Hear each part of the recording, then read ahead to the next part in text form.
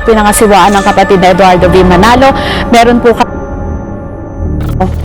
na makuha yung Guinness World. Bagamat ang i-break po na record ay 12,000 na choir member at ang may hawak niyan ay yung Christ Embassy Church.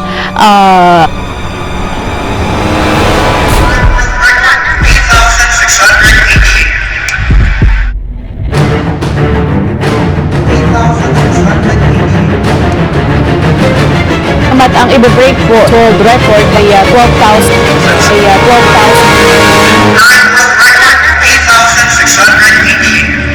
Ba't ba nagkaganon? Bakit? Ano ba ang ginawa ng mga dating naroon? Aba, di binabago ulat. Di nakikinis para huwag mapagalitan.